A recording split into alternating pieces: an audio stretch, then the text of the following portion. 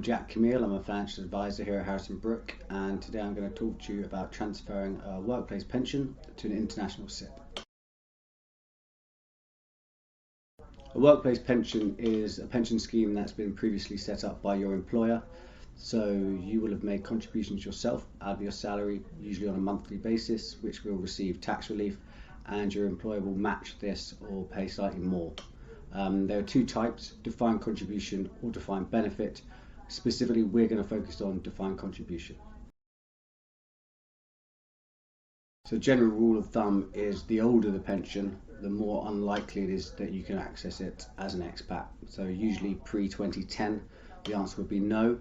Furthermore, the scheme may say that you can transfer into a flexible access option, but this is 99% of the time reserved for UK residents. So if the answer is no initially, that is likely to be the answer full stop.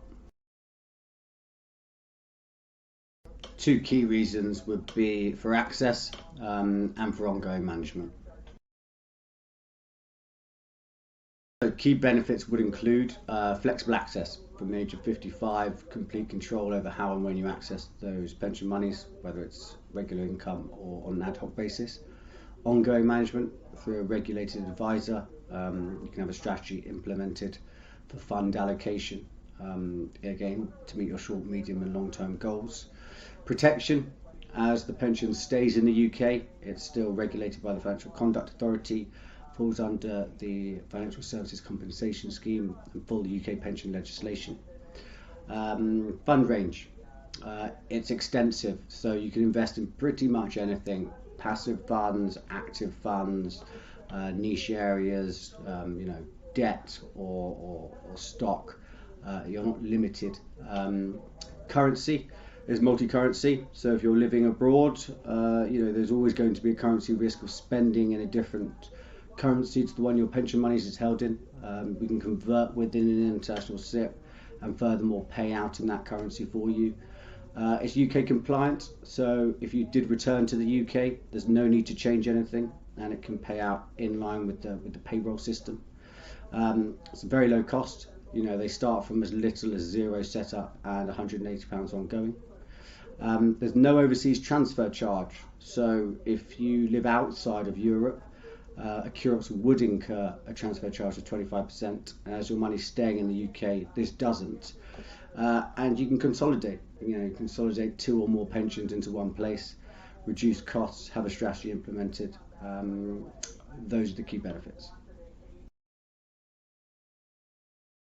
Depending on the value of your pension, lifetime allowance limit can be a disadvantage. So currently it's 1,073,000. If you're near this mark, or if you're not planning on accessing it for a considerable amount of time, there may be a better solution available. Structure. So depending on how your pension is being set up, the fee structure could be a considerable disadvantage. Anyone recommending a bond within a SIPP is going to be a red flag territory. A lot's been said about this on the FCA website recently too, in the international space. And self-management. So people like to play around or invest their money, but without professional advice, you are open to substantial losses, and that's really something that we would be assisting you with something of this nature. So product costs vary, but they start off very low. The lowest cost SIPP on the market has £0 setup and £180 a year. The platform within that, again, is £0 setup and 0.34%, including custodian costs. So the key costs here really are advisor fees. Fee-based advice, like us ourselves, is going to range for initial transfer and advice fee between 3% and 1%, depending on the value. And then we have a 1% ongoing management fee for exactly that. Regular reviews, any changes where necessary, whether it's based on yourself or based on the markets. But that's it. It's very simple.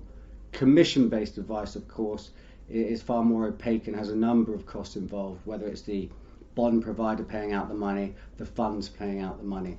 So those are going to be the key things to look out for. Thank you for listening today. I hope you found the information useful. If you have any questions or you're considering transferring your workplace pension, please feel free to get in touch.